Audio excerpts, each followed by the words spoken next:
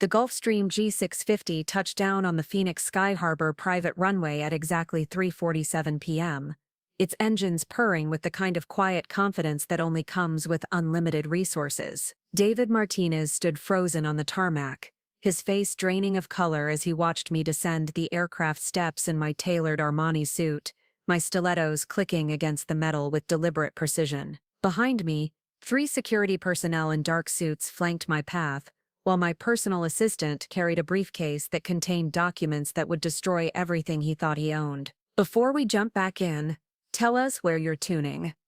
And if this story touches you, make sure you're subscribed, because tomorrow I've saved something extra special for you. You see, David believed he'd left me powerless at Miami International Airport 6 months ago, stranded with nothing but a canceled credit card and a broken heart, while he flew off with his 25-year-old mistress to Cabo. What he didn't know was that the helpless wife he abandoned that day had been quietly building an empire in the shadows, one strategic move at a time.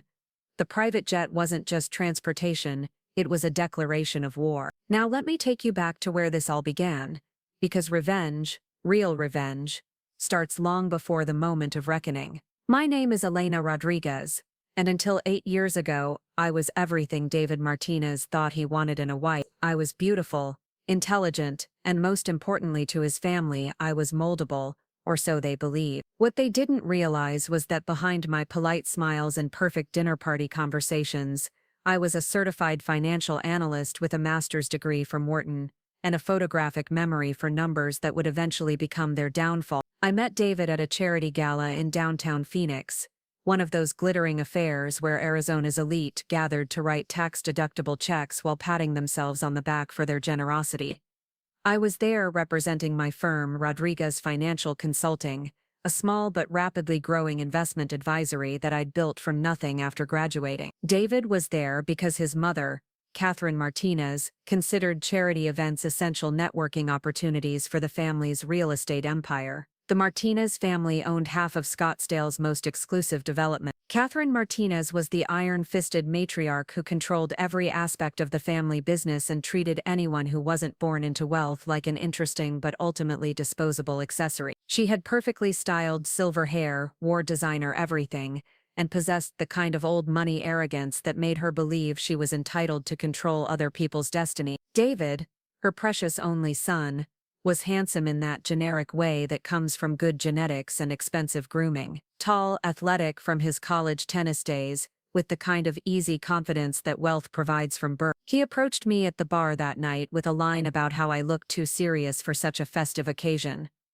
What started as conversation over champagne turned into a 3-hour discussion about market trends and economic forecasting. David was impressed, I think, by my ability to discuss complex financial concepts without dumbing them down for his benefit. Most of the women in his social circle had been trained to defer to men on such matters, to smile and nod while the important people talked business. Our courtship was a whirlwind of expensive restaurants, weekend trips to San Diego, and gradually being introduced to his world of country club memberships and charity board positions. David seemed genuinely interested in my work, asking thoughtful questions about my clients, and even referring some of his business associates to my firm. For the first time in my adult life, I felt like I'd found someone who saw me as an equal partner rather than just another pretty face. The problems began the moment Catherine Martinez realized her son was serious about me. The first red flag came during a family dinner at their Scottsdale estate, a sprawling Mediterranean-style mansion with mountain views and enough square footage to house a small village. Catherine had insisted on hosting, claiming she wanted to get to know the woman who'd captured David's attention. The dinner was a masterclass in passive aggression. Catherine had seated me between David's elderly Uncle Harold, who spent the entire meal discussing his digestive issues, and his cousin Marcus, who kept asking increasingly personal questions about my family background. Meanwhile, she held court at the head of the table, regaling everyone with stories about David's childhood achievements and the importance of preserving family traditions. When the conversation turned to my business, Catherine's tone shifted subtly. She asked pointed questions about my client base, my educational background, and whether I thought I'd have time to maintain a career after marriage and children. Each question was delivered with a smile that never reached her eyes, and I could feel her measuring my responses, looking for weaknesses. The worst moment came when she asked about my parents. I explained that my father was a high school math teacher and my mother was a nurse, both hard-working people who'd sacrificed to put me through college. Catherine nodded politely and said something about how noble public service careers were,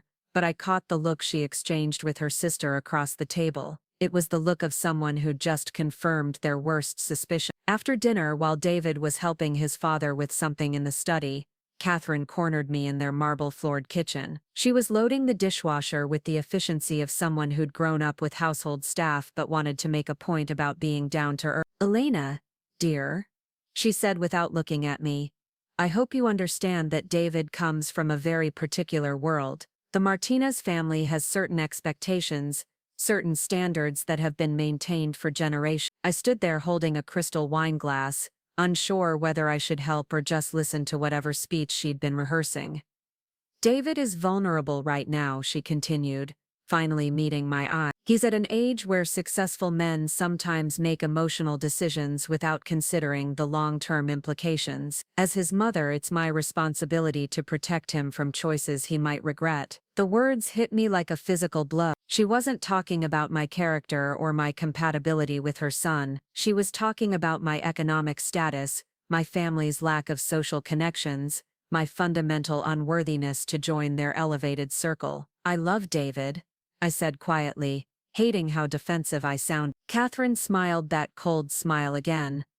"I'm sure you do, dear.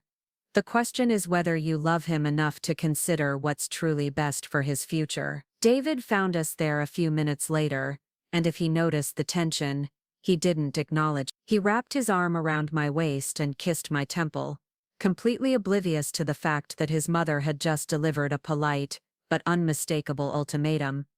The ride home was quiet. David seemed pleased with how the evening had gone, chatting about his family's upcoming vacation plans, and whether I might want to join them for Christmas in Aspen. I nodded and smiled in all the right places, but my mind was reeling from Catherine's words and what they implied about the life I was walking into. That night marked the beginning of what would become an 8-year Cold War between Catherine Martinez and me. She never said anything directly insulting again, but she didn't need to. Every family gathering became an exercise in subtle humiliation. She would plan events without consulting my schedule, then express disappointment when I couldn't attend due to work commitment. She would seat me at the children's table during holiday dinners, claiming the adult table was full. She would introduce me to family friends as David's little girlfriend, even years after we were married. The wedding planning was perhaps the most brutal chapter in our ongoing conflict. Catherine had strong opinions about everything from the venue to the guest list to my choice of dress. Nothing was ever explicitly forbidden,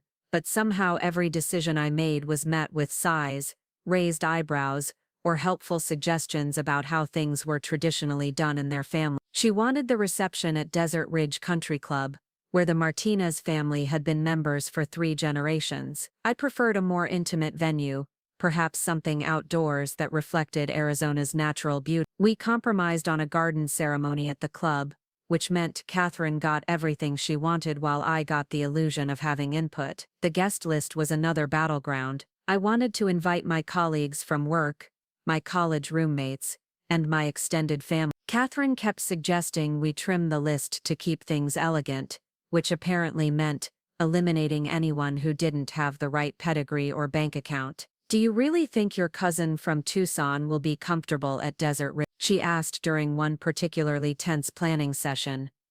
"I just want everyone to feel at home." What she meant was that she didn't want my working-class relatives, making her country club friends uncomfortable with their lack of familiarity with 7-course meals and crystal champagne.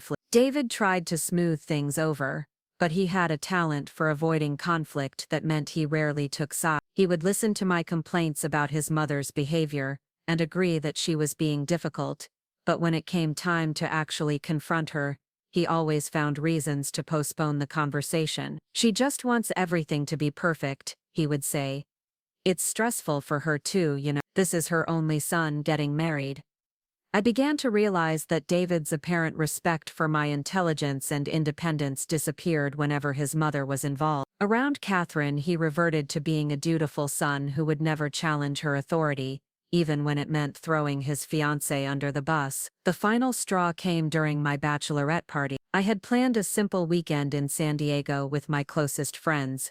Nothing outrageous, just dinner, some wine tasting, and time to relax before the wedding chaos. Catherine somehow convinced David that she should host a more appropriate celebration, something that would include both sides of the family. The event she organized was held at her home and resembled a funeral more than a party. Elderly relatives sat in formal living room chairs, making polite conversation while Catherine served tea and finger sandwiches. My friends looked miserable, clearly feeling as out of place as I did. When one of my college roommates suggested we play a game or maybe put on some music, Catherine responded with a look that could have frozen the Arizona desert. "How energetic," she said with that smile that wasn't really a smile. "Perhaps we should keep things more refined." I spent my own bachelorette party feeling like a hostage in someone else's idea of what my celebration should look like. My friends left early, apologizing and promising to make it up to me later. I was left with Catherine's friends and relatives,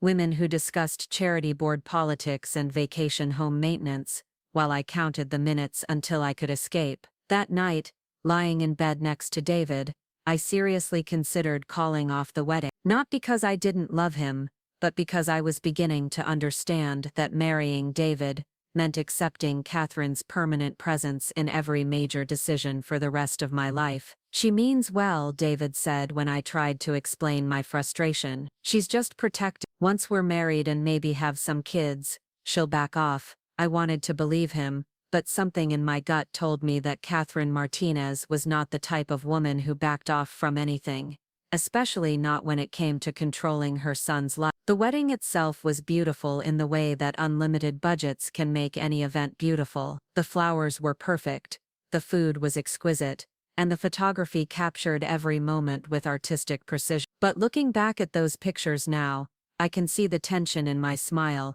the way my shoulders were slightly raised as if I was bracing for impact. Catherine gave a speech during the reception that was a masterpiece of backhanded compliment. She welcomed me to the family and expressed her hopes that I would embrace the values and traditions that made the Martinez name so respected in the community. She spoke about the importance of supporting one's husband's career and the joy of building a legacy for future generations. Every word was perfectly chosen to sound gracious, while reinforcing the message that my role was to be a supporting character in David's story, not the co-star I had imagined myself to be. Our honeymoon in Europe was magical, but even then, Catherine's influence followed us. She had booked our hotels, arranged our itinerary, and somehow managed to pack David's schedule with visits to family friends who happened to be in London or Paris during our stay. What should have been romantic alone time became a series of obligation dinners where I smiled and nodded while David caught up with people from his past.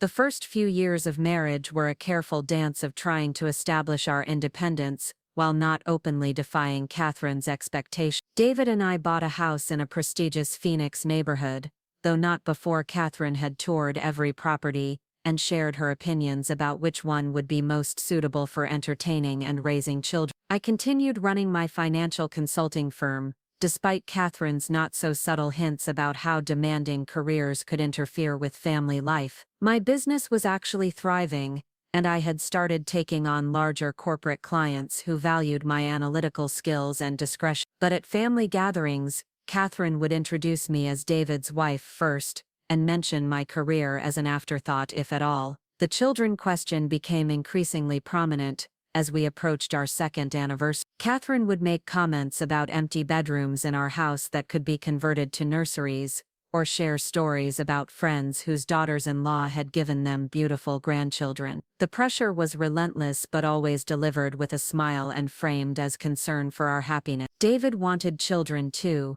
but he was content to let things happen naturally. I was torn between my desire to be a mother and my growing awareness that having children would give Catherine even more ammunition to control our lives. I could already imagine the opinions about childcare, education choices, and parenting philosophies that would come disguised as helpful advice. When I finally did get pregnant during our third year of marriage, Catherine's reaction was telling. She was thrilled, of course, but her joy came with immediate assumptions about how things would proceed. She began talking about which pediatricians we should use, what kind of nursery furniture was most appropriate, and how important it was for children to understand their heritage and family position. The miscarriage came during my second trimester, a devastating loss that should have brought the family together in support. Instead, Catherine's response revealed the depth of her coldness. She expressed appropriate sympathy, but within days she was asking when we planned to try again,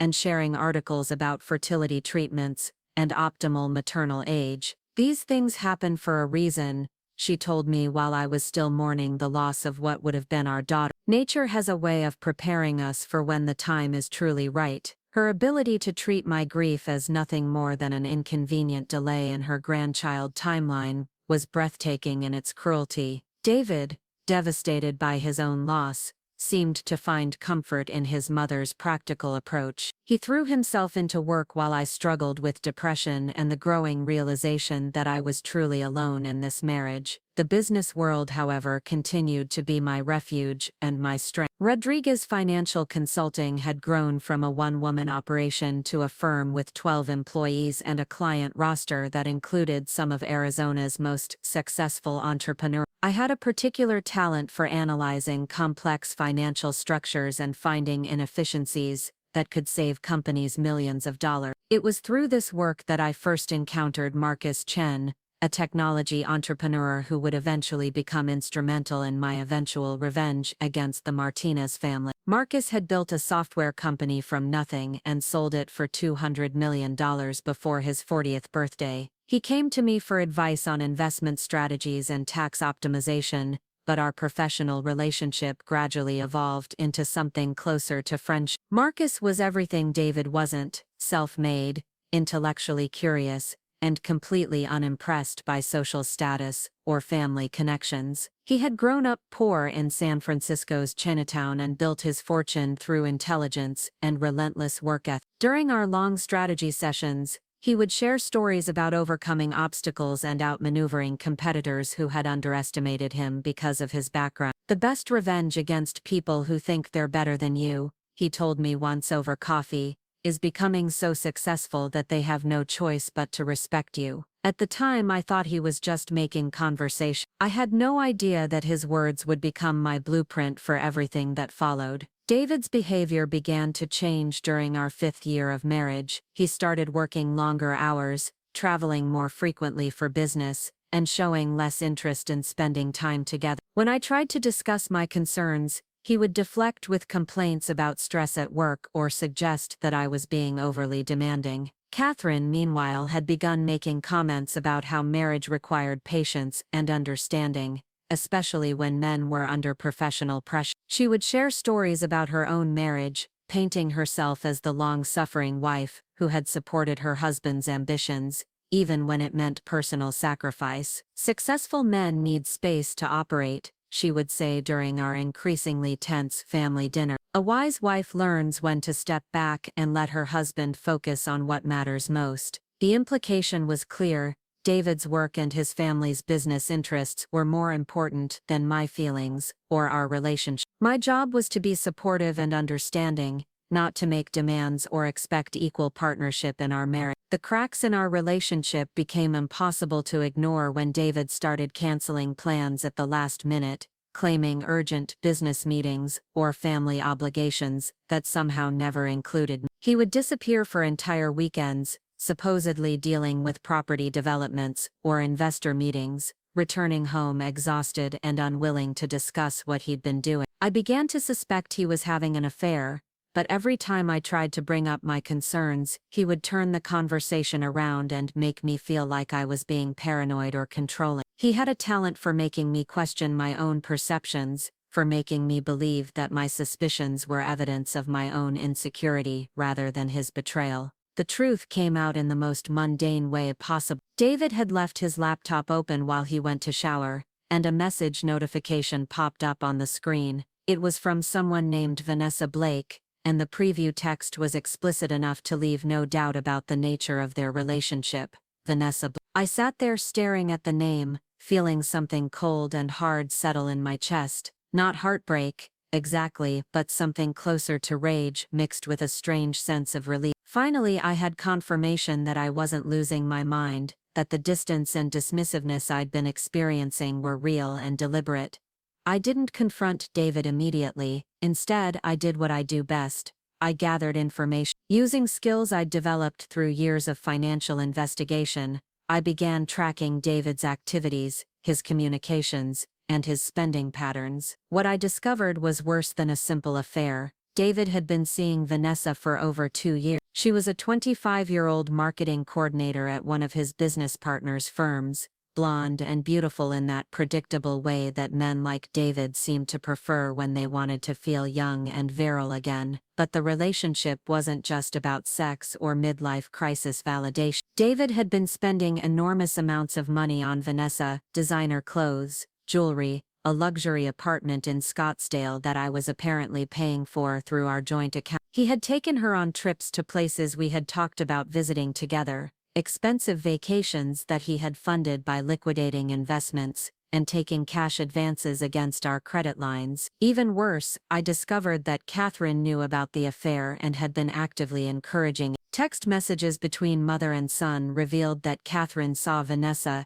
as a more appropriate choice for David's long-term happiness. Vanessa came from the right kind of family, understood her place in the social hierarchy, and would never challenge Catherine's authority the way I had. She's much more suitable, Catherine had written in one particularly damning exchange. Elena has always been too ambitious for her own good. Vanessa understands how to be a proper wife. The betrayal was complete. Not only had my husband been cheating on me for years, but his mother had been orchestrating the whole thing, probably hoping that I would eventually get tired of being ignored and marginalized, and simply disappear from their lives. But Catherine Martinez had made a critical error in judgment. She had underestimated exactly who she was dealing with, because while she had been playing social manipulation games, I had been building something much more powerful, a financial empire that could destroy everything she thought she controlled. The final confrontation came on what was supposed to be our 7th wedding anniversary. David had promised to take me to dinner at a restaurant we'd visited during our engagement, one of those romantic gestures that felt more like obligation than genuine affection. I had spent hours getting ready, buying a new dress, hoping that maybe we could find our way back to something resembling a real marriage. At 5 o'clock, David called to cancel. Emergency meeting, he said. Important client. Range. That's when I decided that Elena Rodriguez Martinez was done being understanding, done being patient, and done being the perfect wife to a man who saw her as nothing more than an inconvenient obstacle to his happiness. I called my lawyer Isabella Santos, a brilliant legal mind who had helped me structure my business deals and had become both a professional ally and personal friend. Isabella was everything Catherine Martinez despised, a self-made Latina woman who had clawed her way to the top of Arizona's legal establishment through pure talent and determination. I want to know everything, I told Isabella over the phone. Every asset, every debt, every legal vulnerability they have. I want to know it all. Isabella was quiet for a moment. Elena, are you sure about this? Divorce proceedings can get ugly, especially when there's significant money involved. I'm not talking about divorce, I said, surprising myself with the coldness in my own voice. I'm talking about complete and total destruction. They think I'm some helpless little wife who will just fade away quietly. They're about to learn exactly how wrong they are. That conversation with Isabella marked the beginning of the most intensive investigation of my life. Preparing and narrating this story took us a lot of time, so if you are enjoying it, subscribe to our channel. It means a lot to us. Now back to the story. Using every resource at my disposal, every contact I had built through years of financial consulting, every favor I was owed in the business community, I began to unravel the Martinez family's carefully constructed empire. What I found was even more satisfying than I had hoped. What I discovered about the Martinez family's finances was like finding cracks in what appeared to be a solid foundation. Martinez Development Group, the company that Catherine treated like her personal kingdom, was far more vulnerable than anyone realized. David's father had built the business on conservative principles, but after his death 5 years earlier, David had taken increasingly aggressive risks to maintain their lavish lifestyle. The family's wealth was largely an illusion propped up by over-leveraged properties and a complex web of loans that used their real estate portfolio as collateral. Catherine's charitable donations and social spending weren't coming from investment income, as she liked to imply, but from credit lines secured against properties that were already underwater due to David's poor management decisions. Even more interesting was what I found about Catherine's personal finances. The woman who had spent years making me feel financially inferior was actually living paycheck to paycheck on a massive scale. Her designer clothes, her jewelry collection, even her monthly salon appointments, were being funded through a maze of credit cards and personal loans that she was barely managing to service. The Martinez family estate, that sprawling Scottsdale mansion where I had endured so many humiliating dinners, was mortgaged to nearly its full value. Catherine had been refinancing it repeatedly to fund David's business ventures and her own expensive lifestyle, each time at higher interest rates as their creditworthiness declined. But the most damaging discovery was evidence of systematic tax evasion and financial fraud within Martinez Development Group. David had been inflating property values for loan applications while simultaneously underreporting them for tax purposes. He had created shell companies to hide assets and manipulate cash flows in ways that violated multiple federal regulations. I compiled everything into a comprehensive report that would have impressed the FBI's white-collar crime division, but I wasn't ready to use it yet. First, I needed to position myself strategically so that when their empire collapsed, I would be the one controlling what rose from the ashes. My own business had continued to thrive even as my marriage deteriorated. Rodriguez Financial Consulting now managed over $300 million in assets for clients who valued my discretion and analytical skill. But what neither David nor Catherine knew was that I had been quietly building a second company, a private investment firm called Sunset Holdings, that operated completely separate from my public-facing business. Marcus Chen had been instrumental in helping me structure Sunset Holdings in ways that would be invisible to anyone doing casual financial research. The company was registered in Delaware with a complex ownership structure that made it virtually impossible to trace back to me personally. Through Sunset Holdings, I had been making strategic investments in Arizona real estate, technology companies, and financial services firms. Over the course of 3 years, while David was busy playing house with his young mistress and Catherine was planning charity galas, I had quietly assembled a portfolio worth over $50 million. More importantly, I had gained significant influence in several companies that did business with or competed against Martinez Development Group. The beauty of my position was that I had accomplished all of this using money that was legitimately mine. The income from Rodriguez Financial Consulting, investment returns from my carefully managed portfolio, and profits from early investments that Marcus had helped me identify. Everything was completely legal and properly documented, unlike the increasingly shaky foundation of the Martinez family's wealth. When I felt ready to begin my offensive campaign, I started with subtle moves designed to create pressure rather than immediate destruction. Through Sunset Holdings, I began purchasing distressed properties in markets where Martinez Development Group was trying to expand, not enough to block their deals entirely, but enough to drive up acquisition costs and reduce their profit margin. I also started sharing information with regulatory agencies about construction practices and financial irregularities I had observed. Nothing dramatic or obviously vindictive, just concerned citizen reports about potential safety violations and questionable permitting process. Each report was carefully documented and completely truthful, but collectively they created a pattern of scrutiny that made Martinez Development Group's projects more expensive and time-consuming. The most effective strategy was influencing their lenders and business partners. Through my extensive network in Arizona's financial community, I began sharing concerns about Martinez Development Group's stability and management practices. I never said anything explicitly damaging, but I planted seeds of doubt that grew into genuine caution among banks and investors. I've heard they're having cash flow issues, I would mention casually during industry networking events. Nothing confirmed, of course, but you might want to tighten your due diligence if you're considering any deals with them. Within 6 months, Martinez Development Group found themselves facing increased scrutiny from lenders,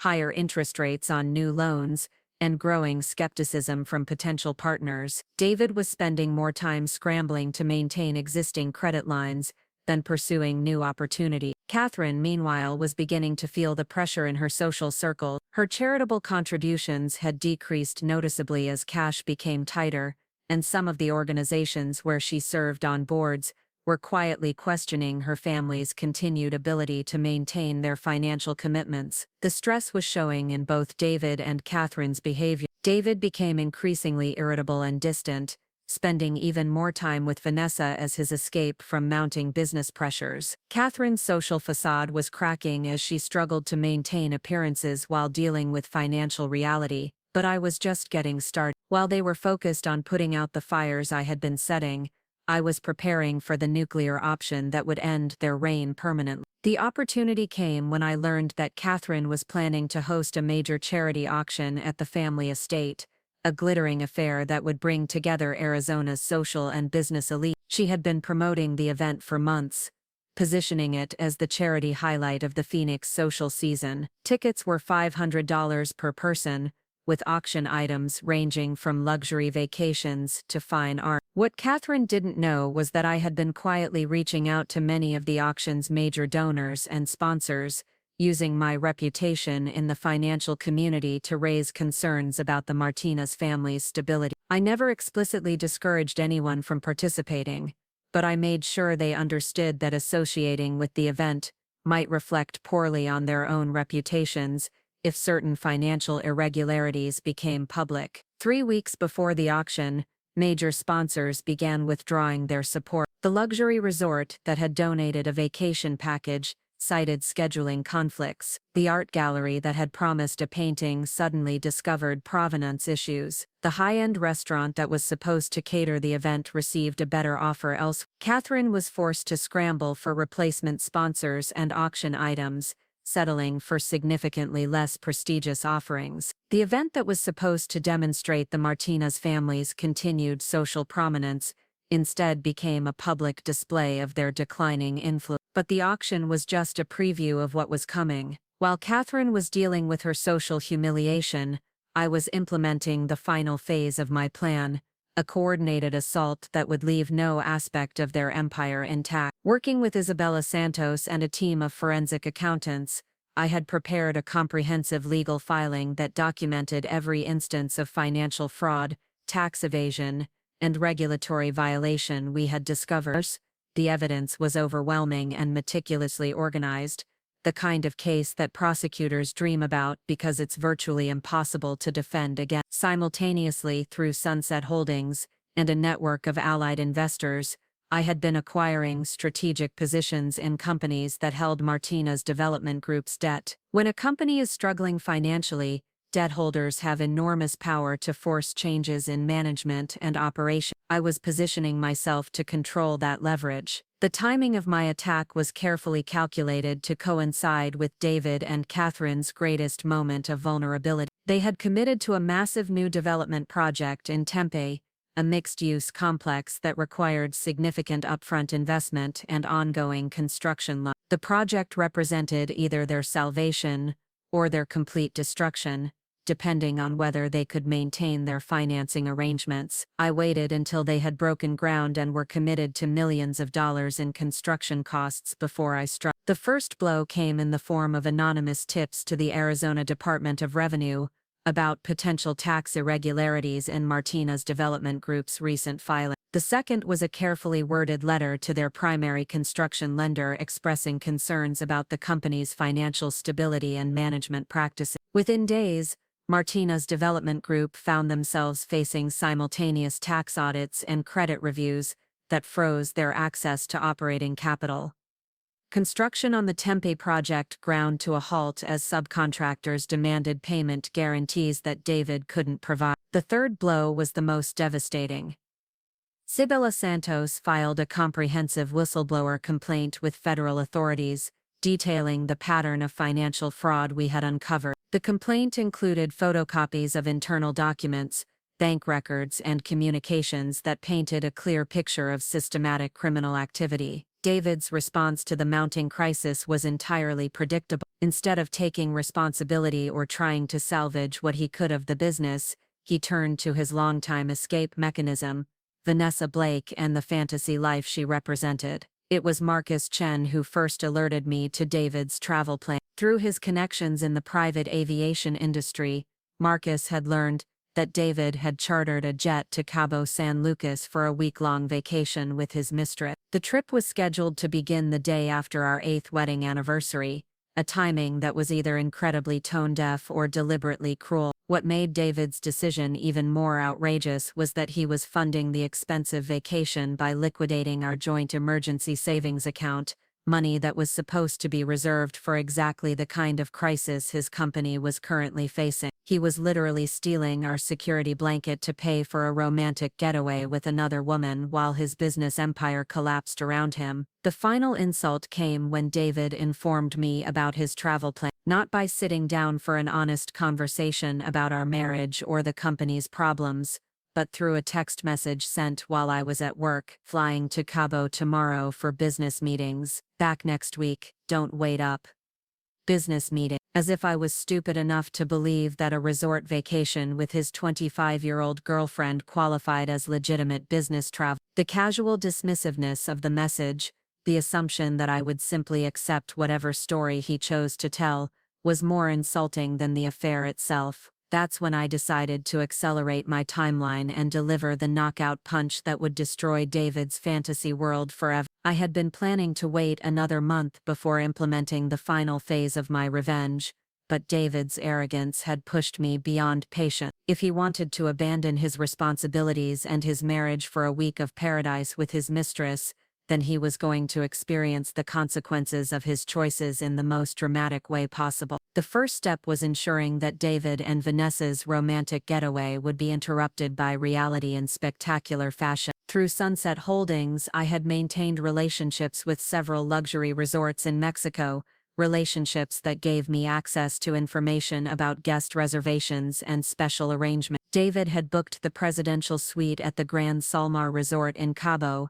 a $5,000 per night accommodation that included a private infinity pool and butler service. He had arranged for champagne and roses to be waiting in the room, dinner reservations at the resort's most exclusive restaurant, and couple spa treatments that probably cost more than most people's monthly rent. What David didn't know was that I had been tracking his credit card usage and had discovered that several of the cards he was using to fund this extravaganza were already maxed out or in technical default. The resort was expecting payment on a credit card that would be declined the moment they tried to process it. Through a carefully orchestrated series of phone calls, I ensured that the resort's management would discover the payment issues at the most embarrassing possible moment. Not when David checked in, but during his romantic dinner with Vanessa when they would be surrounded by other guests and resort staff. But the credit card humiliation was just an appetizer. The main course would be served when David tried to return home and discovered that the life he had taken for granted no longer existed. While David was in Mexico, federal agents executed search warrants at Martinez Development Group's offices,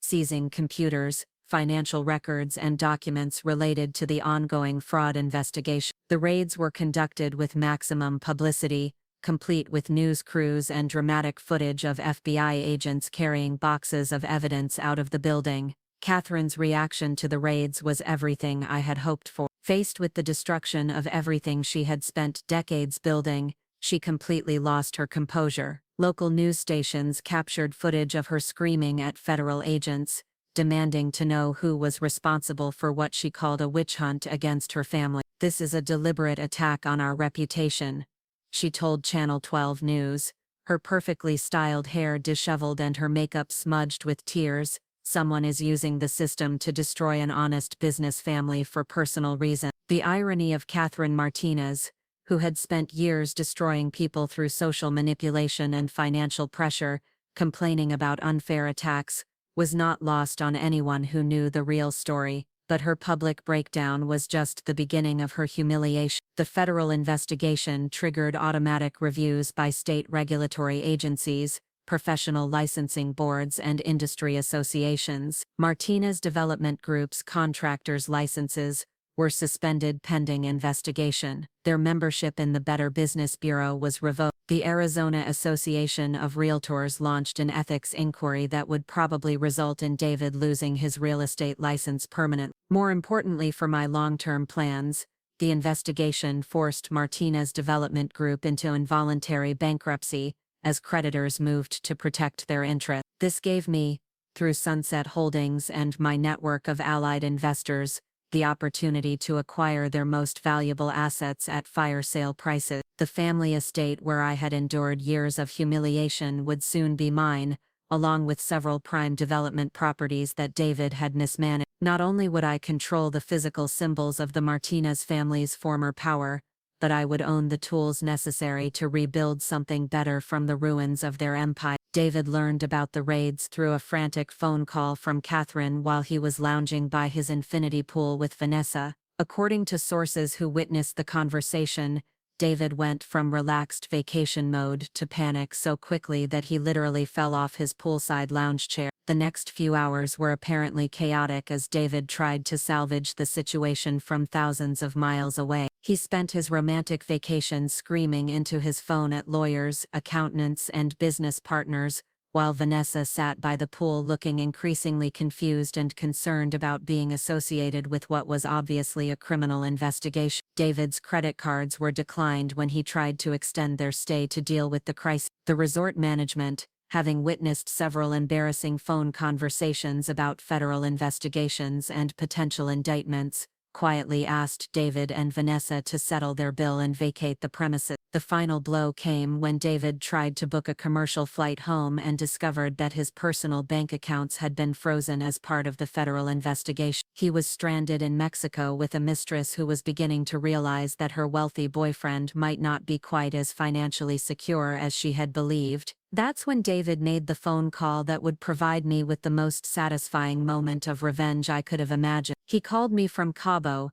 desperate and humiliated, begging for help. Not an apology for years of emotional abuse and betrayal, not an acknowledgement of his lies and infidelity, just a panicked request for me to wire him money so he could escape the consequences of his own action. "Elena, thank God you answered," he said, his voice tight with stress. "I need you to wire me $10,000 immediately. There's been some kind of misunderstanding with the business, and I need to get home to sort it out." I let him talk for several minutes, explaining how federal agents had overreacted to some minor accounting irregularities, how this was all a big mistake that would be cleared up once he could meet with his lawyers. He never mentioned Vanessa, never acknowledged where he was or why he was there. Even in his moment of desperation, he was still lying to me. "I'm sorry, David," I said when he finally stopped talking. "I can't help you."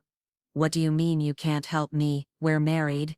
This affects both of us. Actually, I filed for divorce yesterday. You should be receiving the papers soon. My lawyer will be in touch about dividing our assets, though I suspect there won't be much left to divide once the federal investigation is complete." The silence on the other end of the call was beautiful. I could practically hear David's brain trying to process the reality that his safety net had disappeared just when he needed it most. "Elena, wait, you don't understand what's happening here.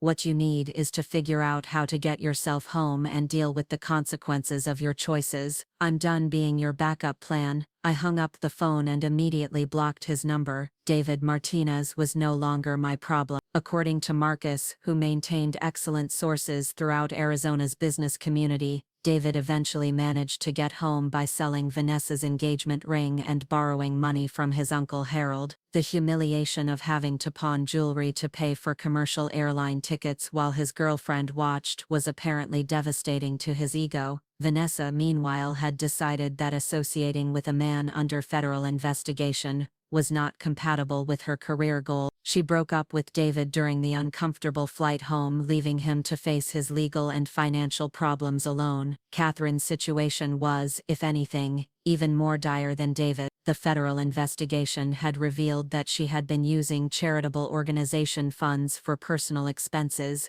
a discovery that resulted in additional criminal charges and the immediate termination of her positions on multiple nonprofit boards. The woman who had spent years wielding social influence as a weapon found herself completely ostracized from the community she had once dominated. Former friends stopped returning her calls, charity organizations quietly removed her name from donor recognition programs. The country club where she had held court for decades was reportedly considering revoking her membership due to the negative publicity, but my revenge was not yet complete. David and Catherine had lost their business, their social standing, and their financial security, but they still had one more humiliation to endure. They were about to discover that the woman they had spent years treating as an inferior had become the architect of their destruction and the new owner of everything they had once controlled. The bankruptcy auction for Martinez Development Group's assets was scheduled for the following month, a public sale that would liquidate everything from office furniture to development property. What David and Catherine didn't know was that I had spent weeks preparing to dominate that auction through Sunset Holdings and my network of allied investors. I was going to buy their life's work for pennies on the dollar,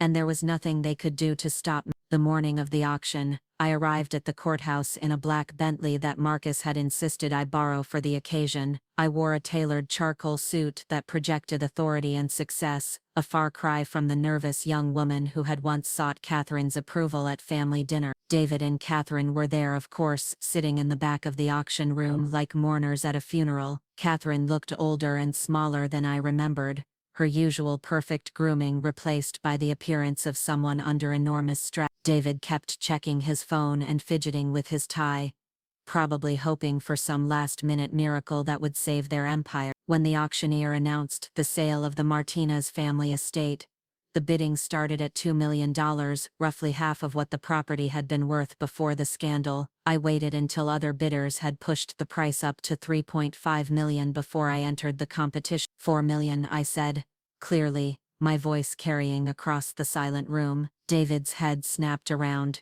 his face registering shock and confusion as he realized who was bidding against him. Catherine's reaction was even more dramatic. She actually gasped and grabbed David's arm, staring at me like she was seeing a ghost. The bidding continued for several more rounds, but I had come prepared to pay whatever was necessary. When the auctioneer's gavel finally fell, I had purchased the Martinez family estate for $6.2 million, a price that was both generous enough to ensure victory and insulting enough to make my point. As I walked to the front of the room to complete the paperwork, I passed David and Catherine's row. Neither of them could meet my eyes, but I heard Catherine whisper something to David that sounded like, "How is this possible?" The answer to her question was simple. While she had been playing social games and trying to destroy me through petty humiliation, I had been building real power based on intelligence, hard work, and strategic thinking. She had underestimated me completely, and now she was paying the price for that arrogance. But purchasing their home was just the beginning.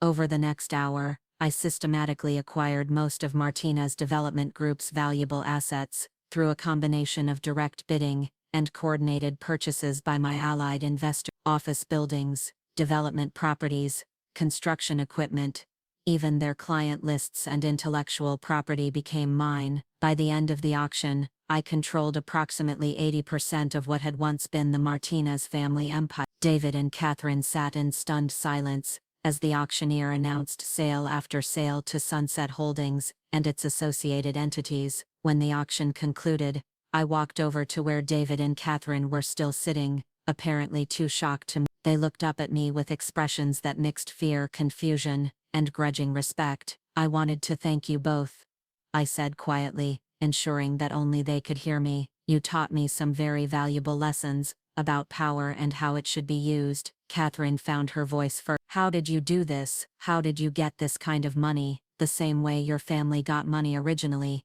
I replied, "through intelligence, hard work, and making better decisions than the competition. The difference is that I didn't need to step on other people to build my success." David was staring at me like he was seeing me clearly for the first time. "Alina, I had no idea you were capable of something like this." "That was your mistake," I said. "Both of you spent so much time looking down on me that you never bothered to understand who you were really dealing with." I turned to leave, then paused and looked back at them one more time. "Oh, and David, the divorce papers include a very detailed accounting of all the marital assets you liquidated to fund your affair. My lawyers will be expecting full reimbursement, with interest." I'm sure you'll figure something out. As I walked away from the courthouse, I felt a sense of completion that had nothing to do with revenge and everything to do with justice. David and Catherine had built their power through inheritance and social manipulation, using their advantages to diminish other people.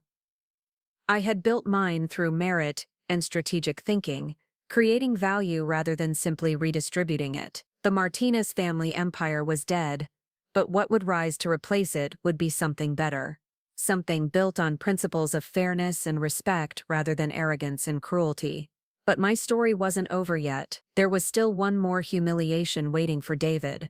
One final demonstration of exactly how completely the balance of power had shifted between us. And it would begin with a phone call that would bring our conflict full circle, back to an airport where David thought he had left me powerless and alone. 6 months had passed since the courthouse auction, and my new life was taking shape in ways that would have been unimaginable during my years as David's dutiful wife. The Martinez family estate had been completely renovated, transformed from a monument to old money pretension into a modern headquarters for my expanding business empire. Where Catherine had once held court over charity committee meetings, I now ran strategy sessions for Rodriguez Holdings, the umbrella corporation that had absorbed all my various enterprises. The irony of conducting business from David's childhood bedroom, which I had converted into my private office, was not lost on me. The room where he had once hung his tennis trophies and academic awards now housed servers containing financial data on investments across 3 states and 2 countries. His old desk, where he had probably done homework under Catherine's watchful supervision, now held contracts worth hundreds of millions of dollars. Marcus Chen had become not just an advisor but a genuine partner in building what we had started calling the New Phoenix Initiative, a comprehensive redevelopment program for downtown Phoenix that would create thousands of jobs and transform entire neighborhoods. Unlike the Martinez family's approach to real estate development, which focused on maximizing short-term profits for wealthy investors, our projects prioritized sustainable growth and community benefit. The first major project was already underway, a mixed-use complex in downtown Phoenix that would include affordable housing, small business incubators, and public green spaces. The development was being funded through a combination of private investment and municipal bonds, with built-in requirements for local hiring and minority contractor participation. It was exactly the kind of socially responsible development that Catherine had always dismissed as unprofitable idealism. Isabella Santos had been promoted from my personal attorney to general counsel for Rodriguez Holdings, overseeing a legal department of 12 lawyers who specialized in everything from international tax law to environmental compliance. She had taken particular satisfaction in negotiating the purchase agreements for the former Martinez properties, ensuring that every transaction was not only legally bulletproof, but structured in ways that would maximize our tax advantages. The most satisfying aspect of my new position was the respect it commanded throughout Arizona's business community. The same people who had once looked through me at Catherine's social events now competed for invitations to Rodriguez Holdings' quarterly investor meeting. I had been invited to join the boards of 3 major Arizona corporations and had turned down 2 others due to scheduling conflicts. But despite my professional success and financial security, I found myself thinking about David more often than I cared to admit. Not with longing or regret, but with a kind of anthropological curiosity about how he was adapting to his dramatically reduced circumstances. Through my network of contacts, I had been receiving regular updates on his attempts to rebuild his life from the ashes of his former empire. David had moved in with his uncle Harold, a sad echo of his mother's own fall from grace. Harold lived in a modest apartment in Tempe, a far cry from the Scottsdale luxury David had grown up expecting. According to Isabella's sources, David was working as a junior sales associate at a small commercial real estate firm, making a fraction of what he had once earned and struggling to adapt to a world where his family name was now a liability rather than an asset. Catherine's situation was even more dire. The federal charges had resulted in a plea agreement that included 2 years of probation, substantial fines, and a permanent ban from holding positions in charitable organizations. She had been forced to move to a senior living facility in Glendale, not by choice but because she could no longer afford independent living. The woman who had once commanded attention at the most exclusive social events in Phoenix now spent her days playing bingo with other residents and complaining to anyone who would listen about the unfairness of her circumstance. The updates on their struggles should have provided more satisfaction than they actually did. I had achieved everything I had set out to accomplish. The Martinez family's empire was mine, their social standing had been destroyed, and they had been forced to confront the reality that their sense of superiority had been built on nothing more substantial than inherited wealth and social connection. But as the months passed, I realized that revenge, even perfectly executed revenge, was ultimately an empty victory. The real satisfaction came not from their destruction, but from what I was building to replace what they had torn down. Every successful project, every job created, every family that found affordable housing in one of our developments was worth more than all of David's humiliation combined. It was Marcus who suggested that I was ready for the next phase of my evolution, the transition from successful businesswoman to genuine community leader. He had been watching my work with the new Phoenix initiative and believed that I had the vision and resources to tackle much larger challenges than real estate development. "You've proven that you can build wealth and wield power," he told me during one of our monthly strategy meetings. "The question is what you want to do with that power now that you have it." The answer came to me during a site visit to one of our housing developments, where I met Maria Gonzalez, a single mother of 3 who had been waiting 4 years for affordable housing before one of our units became available. Maria worked 2 jobs,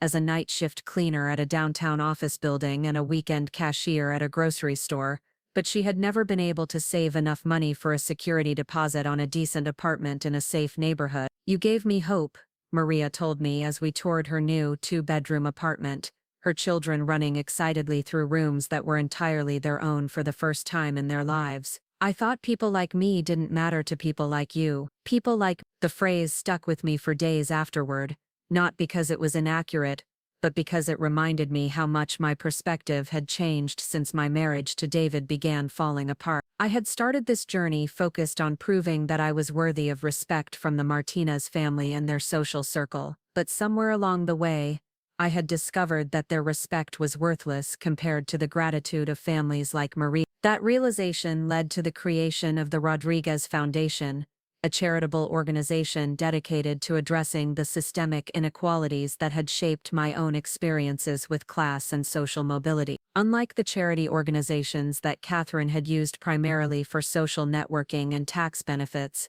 the Rodriguez Foundation would focus on direct intervention in the lives of individuals and families facing economic hardship. Our first major initiative was an educational scholarship program for first-generation college students from working-class families. Recipients would receive not just tuition assistance, but comprehensive support including mentoring, internship placement, and career guide. The program was designed to address the kind of cultural barriers that had made my own transition from community college to Wharton so challenging. The second initiative was a small business incubator specifically targeted at women and minority entrepreneurs who had great ideas but lacked access to traditional finance. Too many brilliant people with innovative solutions were locked out of the business world, simply because they didn't have family wealth or social connections to provide startup capital. The Foundation's flagship program, however, was something I called the Justice Project, a legal aid initiative that would provide high-quality representation to individuals and families facing financial abuse, inheritance fraud, and other forms of economic exploitation. I knew from personal experience how powerless people could feel when wealthy individuals and institutions used legal complexity and procedural barriers to maintain unfair advantage. The Justice Project's first case was representing the Williams family, whose elderly patriarch had been manipulated into changing his will by a caregiver who convinced him to disinherit his children in her favor. The case had been dragging through probate court for 3 years because the family couldn't afford the kind of legal representation necessary to challenge a well-funded opponent. Isabella personally took on the Williams case, and within 6 months had not only restored the family's inheritance, but secured additional damages for the emotional distress caused by the caregiver's fraud. The victory generated significant media attention and established the Justice Project as a serious force in Arizona's legal landscape. By the Foundation's first anniversary, we had awarded scholarships to 47 students, provided startup funding to 23 small businesses, and achieved favorable outcomes in 31 legal cases. More importantly, We had demonstrated that wealthy individuals and organizations could use their resources to strengthen communities, rather than simply accumulating more wealth for themselves. The foundation's success brought a new kind of recognition that was far more meaningful than the social approval I had once sought from Catherine's circle. I was invited to speak at conferences about sustainable development and social entrepreneurship. Universities asked me to guest lecture about business ethics and community responsibility. Policymakers sought my input on legislation related to housing, education, and economic development. But the most unexpected consequence of my public profile was the attention it attracted from David. After months of silence, he began reaching out through mutual acquaintances, expressing interest in meeting to discuss what he described as opportunities for collaboration. His messages, relayed through intermediaries, suggested that he had learned from his mistakes and was interested in contributing to meaningful work. Isabella was skeptical of David's motivations, suspecting that his sudden interest in social responsibility was motivated more by financial desperation than genuine personal growth. She pointed out that his current employer was struggling financially and that he was probably looking for new opportunities, rather than seeking reconciliation. Marcus was more philosophical about David's overtures, suggesting that people were capable of change when circumstances forced them to confront the consequences of their actions. He reminded me that my own transformation had been triggered by crisis, and that it would be hypocritical to assume that David was incapable of similar growth. I was genuinely uncertain about how to respond to David's attempts at contact. Part of me was curious about what he might have learned from his fall from grace and whether he had developed any genuine understanding of how his actions had affected other people. But a larger part of me was reluctant to complicate the new life I had built by reopening connections to my painful past. The decision was made for me when David showed up unannounced at the Rodriguez Holdings offices,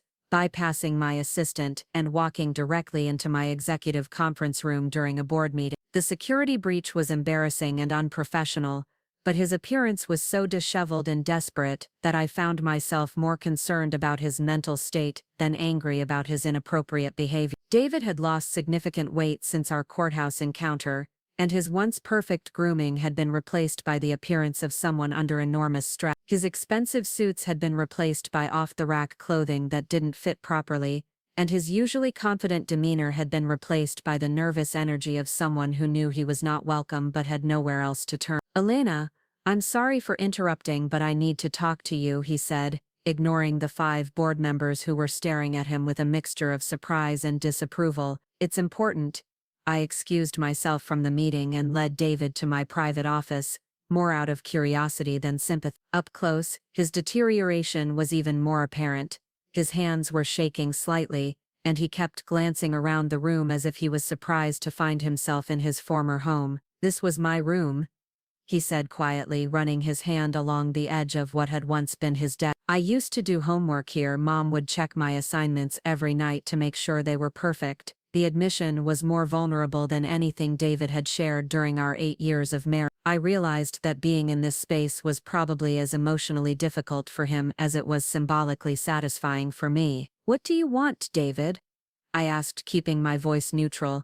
"I want to make amends," he said, meeting my eyes for the first time since entering the room. "I know I can't undo what I did to you, to us, but I want to try to contribute something positive instead of just taking from people the way I always have." "Contribute to what?" "Your foundation, the work you're doing with housing and education. I know you have no reason to trust me, but I have experience in real estate development and I could help with project management, or community outreach, or whatever you think might be useful." The offer was so unexpected that I found myself genuinely speechless. David Martinez, the man who had abandoned me at an airport while he flew off with his mistress, was asking to work for the organization I had built from the ashes of his betrayal. "David, you understand that working for the Rodriguez Foundation would mean accepting a salary that's probably less than you used to spend on vacation weekend. You'd be reporting to people you've never met, following policies you had no role in creating, working toward goals that prioritize other people's welfare over your own advancement. I understand that," he said. "I also understand that everything I thought I knew about success and happiness was wrong. I spent 8 years married to an extraordinary woman and was too arrogant and stupid to appreciate what I inherited a business that my grandfather built through hard work and integrity, and I destroyed it through greed and poor judgment. I'm 42 years old and I'm starting over with nothing, but maybe that's exactly what I need. His honesty was startling, but I wasn't ready to trust it completely. What about Vanessa? David's face darkened with what looked like genuine shame. Vanessa broke up with me the day my credit cards were declined in Cabo. She made it very clear that she was interested in David Martinez, the wealthy developer, not David Martinez, the unemployed defendant in a federal fraud case. I don't blame her for that. She was always honest about what she wanted from our relationship, which is more than I can say for myself. And your mother? Mom refuses to speak to me. She blames me for destroying the family reputation and losing the estate. She's probably right about that. But she can't accept any responsibility for the choices that led to our downfall. As far as she's concerned, everything that happened is someone else's fault, either mine or yours, or the federal prosecutors who had the audacity to enforce financial regulation. David sat down in one of the chairs facing my desk, the same desk where he had once done childhood homework under Catherine's supervision. The symbolism was almost overwhelming. Lena, I know you have every reason to reject this request. I know I forfeited any claim to your consideration when I chose my own selfish desires over our marriage and partnership, but I'm asking anyway, because I think maybe working for something bigger than myself is the only way I can become the kind of person I should have been all along. I found myself in the strange position of feeling sorry for David Martinez, something I would never have predicted during the darkest days of our marriage. His fall had been complete and devastating, but it had apparently forced him to confront truths about himself that he had spent his entire adult life avoiding. I'll consider it, I said finally, but if I decide to give you a chance, it would be as a probationary employee, with no special treatment, and no guarantee of advancement. You would be evaluated entirely on your performance and contribution, not on our history or your family background. I understand completely, David said, standing up and extending his hand. Thank you for considering it. As we shook hands, I realized that this moment represented a kind of closure that I hadn't known I needed. David's request for employment was essentially an acknowledgement that I had not only survived his betrayal, but had built something far more significant than anything he had ever accomplished. The power dynamic between us had been completely reversed, but instead of using that advantage for further humiliation, I was being given the opportunity to demonstrate genuine leadership. Over the following weeks, I found myself thinking seriously about David's proposal. Isabella remained skeptical, arguing that hiring him would create unnecessary complications and potential conflicts of interest. Marcus was more supportive, suggesting that bringing David into the organization could be a powerful demonstration of the Foundation's commitment to redemption and second chance. The decision ultimately came down to a simple question: would David's participation advance the Foundation's mission or compromise it? His real estate experience could certainly be valuable for our housing development projects, and his personal transformation story might inspire other people facing their own crises. On the other hand, his presence would inevitably generate media attention and public scrutiny that could overshadow our actual work. I was still weighing the pros and cons when I received a call that would force me to make a much more immediate decision about David's character and intention. The call came from Isabella, and her voice was tight with urgency. Lena, we have a problem. David Martinez is at Phoenix Sky Harbor Airport, and he's asking airport security to contact you. Apparently, he's claiming to be your husband and saying there's been some kind of family emergency. My blood went cold.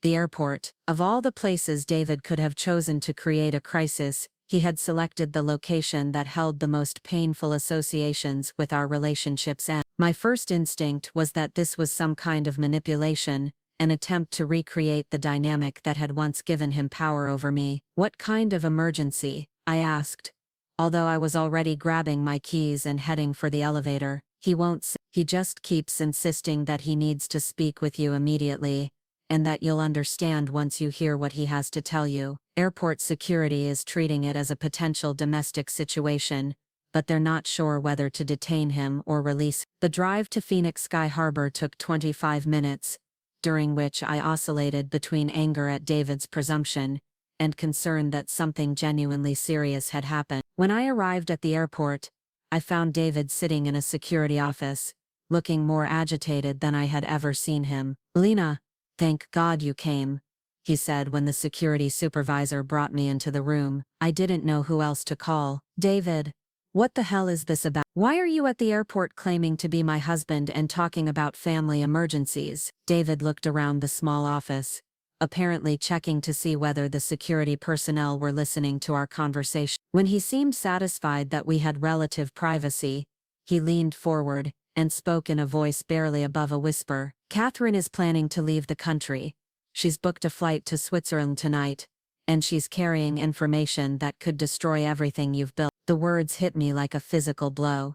Switzerland had no extradition treaty with the United States for financial crimes, and it had a long history of protecting wealthy individuals, fleeing legal consequence. If Catherine was planning to disappear there, it meant she had found a way to access hidden assets, and was preparing to wage a long-distance war against my business empire. "What kind of information?" I asked, my mind already racing through possible vulnerabilities in my various enterprises. "Financial records, client lists, private communications, everything she collected during the years when she had access to your business through your marriage to me. She thinks she can use it to file lawsuits challenging the legitimacy of your acquisitions, and maybe even get criminal charges filed against you for conspiracy or racketeering." The accusation was absurd, but I knew from experience that Catherine Martinez was capable of using legal complexity and procedural delays to cause enormous damage, even when her underlying claims were baseless. A coordinated legal assault from Switzerland could tie up my assets for years and destroy the foundation's credibility even if I ultimately prevailed. "How do you know about this?"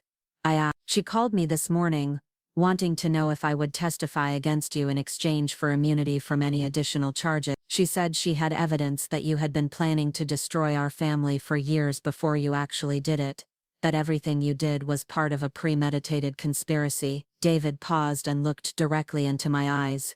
"Lena, I told her I wouldn't help her. I told her that everything you did was justified by how we treated you, and that I would testify on your behalf if necessary." That's when she told me about the flight to Switzerland and the information she was planning to take with her. I felt a surge of gratitude toward David that was completely unexpected. Despite everything that had happened between us, despite his own legal and financial problems, he had chosen to warn me about Catherine's plans, rather than joining her campaign of revenge. "Where is she now?" I asked. "Terminal 4, Gate A50. Her flight doesn't leave for 3 hours. But she's already through security." I tried to approach her, but airport personnel stopped me when she claimed I was harassing her. I checked my watch.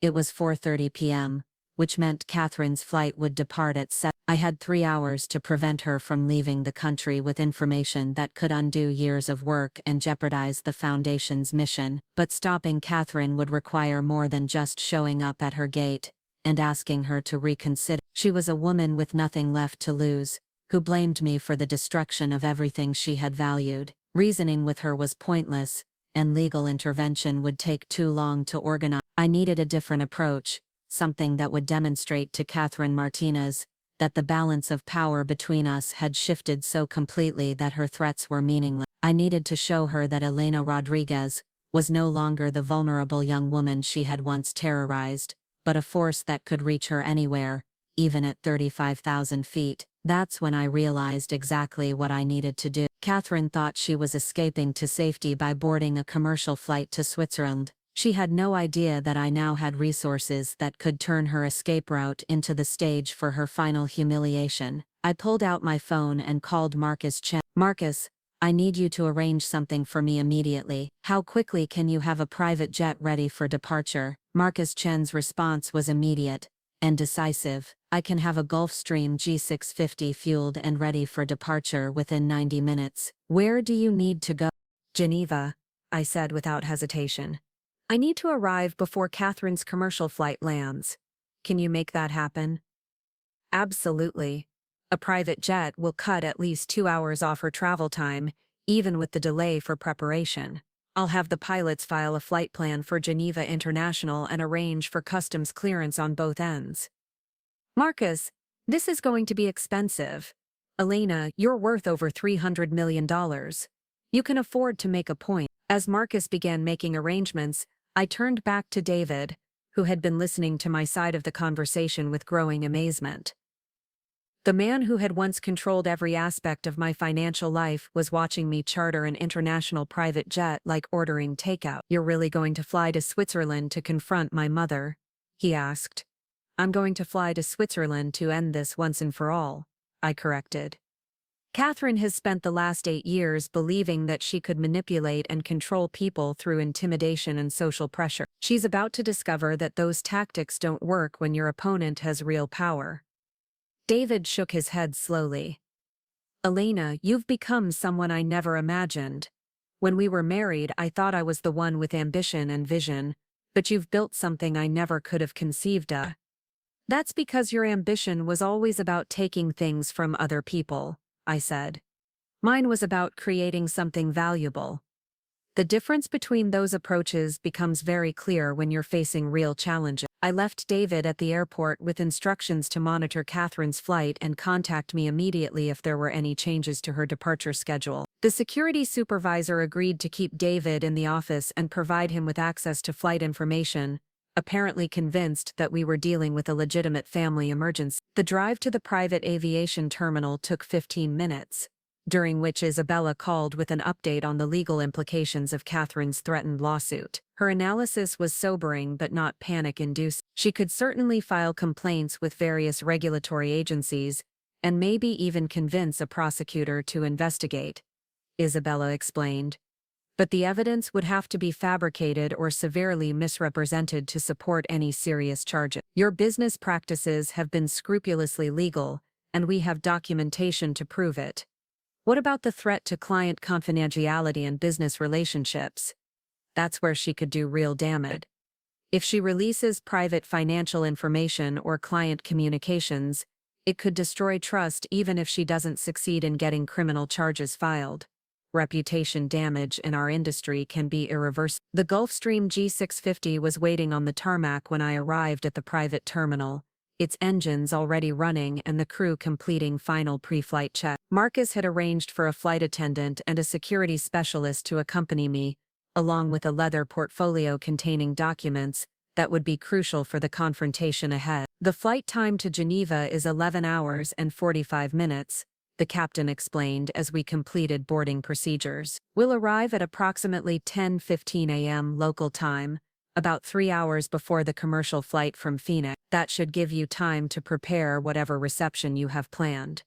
As the jet taxied toward the runway, I reviewed the contents of the portfolio Marcus had prepared. Financial statements showing the Rodriguez Holdings Empire's assets and revenue stream. Legal documents establishing my ownership of former Martinez properties. Photographs of the foundation's housing developments and the families who had benefited from our program. But most importantly, a comprehensive dossier on Catherine Martinez's current financial situation and legal vulnerabilities. The takeoff was smooth and quiet, the kind of effortless luxury that I was still learning to take for granted. As Phoenix fell away below us, I found myself thinking about the last time I had been at this airport, stranded and humiliated while David flew off with Vanessa to begin their romantic vacation. The woman who had sat in that terminal, unsure of how she would even get home, would never have imagined that she would someday be crossing the Atlantic in a private jet to confront the architect of her humiliation. The flight provided time for reflection and strategic planning. I used the 11 hours to review every aspect of Catherine's situation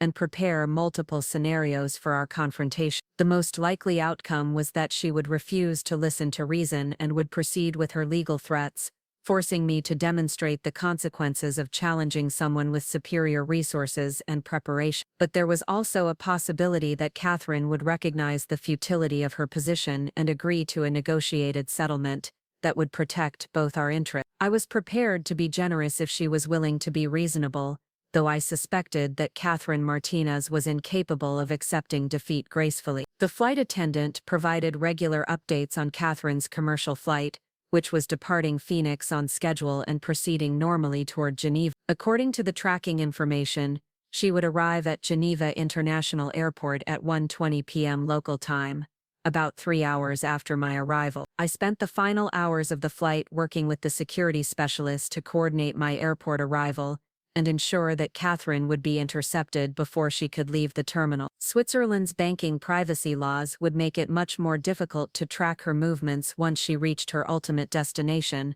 so the airport confrontation would be my only opportunity to resolve this situation definitively. The Geneva International Airport private aviation terminal was smaller and more discreet than Phoenix Sky Harbor, but it provided the same level of service and security. A black Mercedes sedan was waiting when we landed, along with a local attorney whom Marcus had recommended for handling any legal complications that might arise from confronting Catherine on Swiss soil.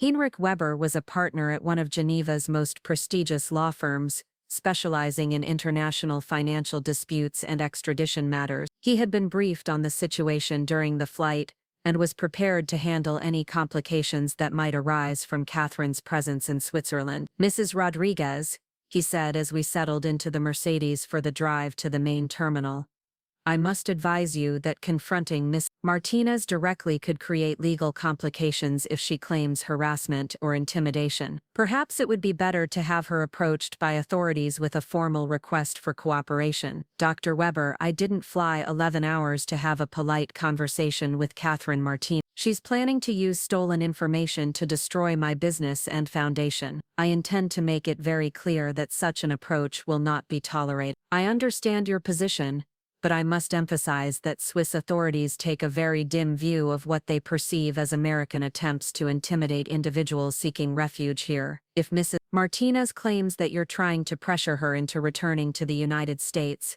you could face serious legal consequences." Dr. Weber's concerns were valid, but I had not come this far to be deterred by procedural complications. Catherine Martinez had spent years using legal complexity and social pressure to intimidate people who lacked the resources to fight back. Now she was about to discover what it felt like to be on the receiving end of that treatment. The drive to the main terminal took 20 minutes, during which I reviewed the final details of my strategy. The key was to demonstrate overwhelming superiority in resources and preparation, while giving Catherine a face-saving way to retreat from her threat. If she chose to escalate the conflict, I was prepared to respond with everything at my disposal. Geneva International Airport's arrivals area was busy with the usual mix of business travelers and tourists, but the private security team that Marcus had arranged made it easy to monitor Catherine's arrival gate without drawing attention. According to the flight tracking system, her plane had landed on schedule and was currently taxiing to the terminal.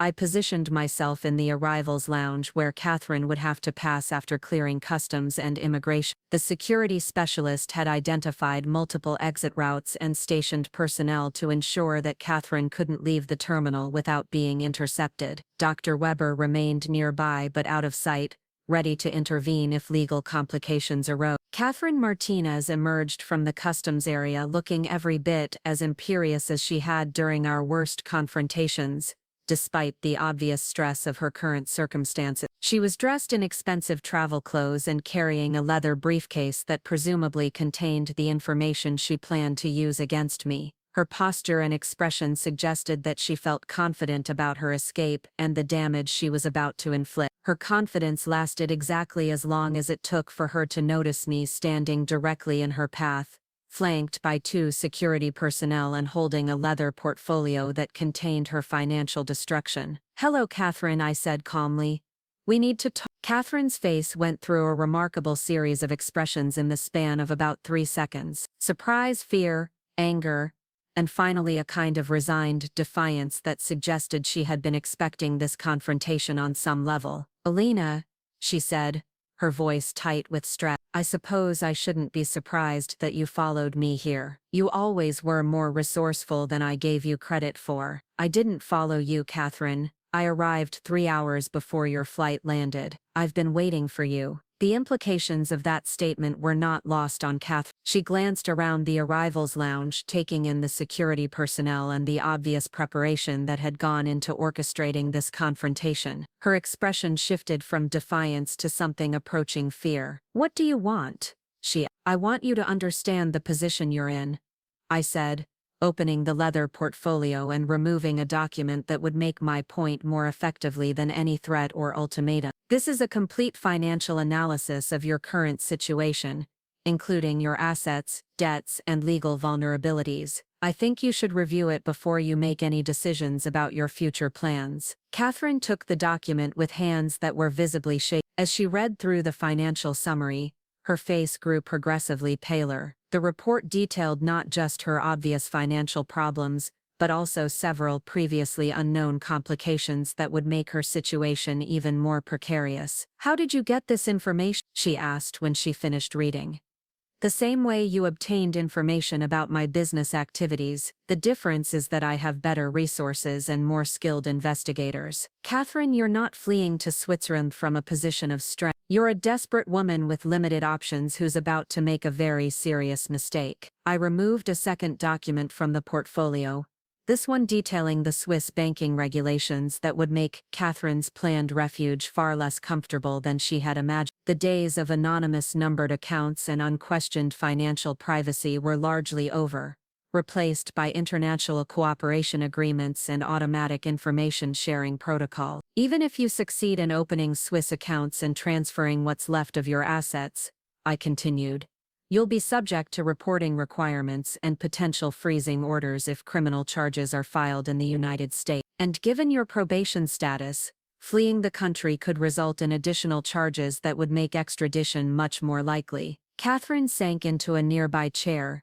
the weight of her situation finally becoming clear to her. The confident woman who had entered the airport believing she held the winning cards now looked like exactly what she was, a desperate senior citizen who had run out of options. "What do you want from me?" she asked quietly.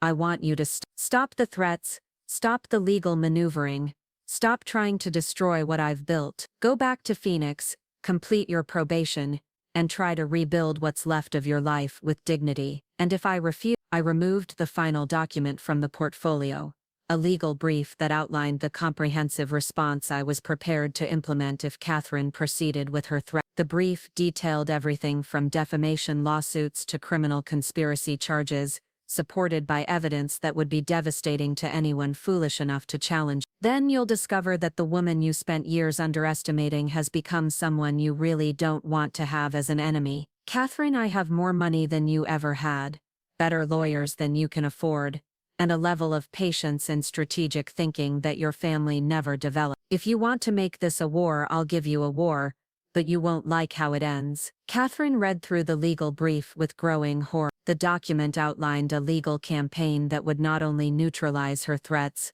but would probably result in her facing additional criminal charges and civil penalties that would consume what remained of her asset. "You've become ruthless," she said, looking up at me with something that might have been grudging respect. "I've become powerful," I corrected.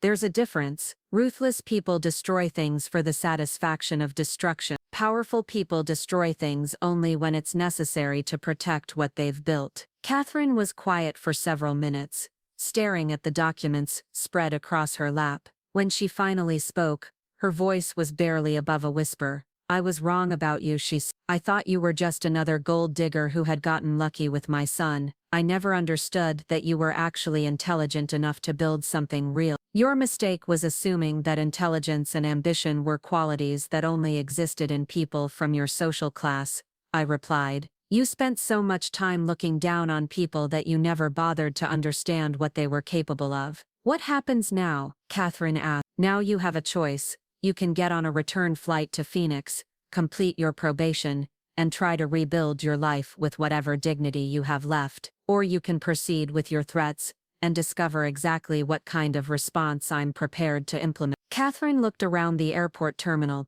perhaps realizing for the first time that she was completely alone in a foreign country, facing an opponent with unlimited resources and a demonstrated willingness to use them. The woman who had once commanded respect through social connections and inherited wealth was now dependent on the mercy of someone she had spent years trying to destroy. "If I go back to Phoenix, what guarantee do I have that you won't continue to pursue me? You have my word that if you abandon your plans to attack my business and foundation, I'll leave you alone to live whatever life you can manage." "But Catherine, that's a one-time offer. If you make another attempt to threaten me or my work, I'll respond with everything at my disposal." Catherine nodded slowly, apparently accepting the reality of her situation. I'll need help arranging a return flight. My financial resources are somewhat limited at the moment. I'll have my assistant arrange a return ticket for you. Business class departing this evening. You'll be back in Phoenix by tomorrow morning. As if on cue, the security specialist approached and handed me a boarding pass for a Swiss Air flight departing Geneva at 8. The efficiency of the arrangement was clearly not lost on Catherine,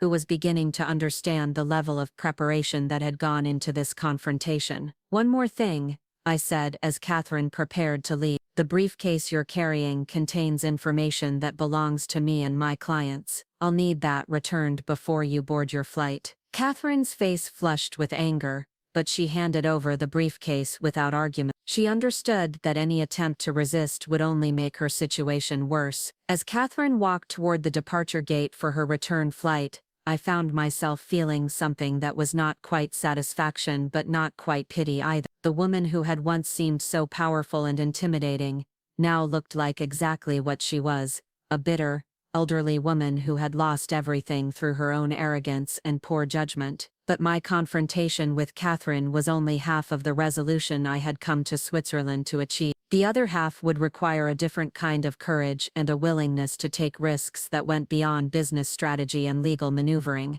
Dr. Weber approached as Catherine disappeared into the departure area. Mrs. Rodriguez, I must say that was handled with remarkable restraint. You could have caused significant legal problems for Mrs. Martinez if you had chosen to be more aggressive. Dr. Weber, I didn't come here to destroy Catherine Martinez. I came here to neutralize a threat to my business and foundation. Now that's been accomplished, I can focus on more important matters. And what might those be? I'm going to do something that the old Elena Rodriguez would never have had the courage to attempt. I'm going to make a gesture that will finally close the door on my past and open it completely to my future. The gesture I had in mind would require returning to Phoenix, but not in the private jet that had brought me to Switzerland. Instead, I was going to make an arrival that would be impossible for David Martinez to ignore or misinterpret. An arrival that would demonstrate beyond any doubt that the woman he had abandoned at an airport was now operating on a level he had never imagined. The return flight to Phoenix was scheduled to depart Geneva at 10:30 p.m.,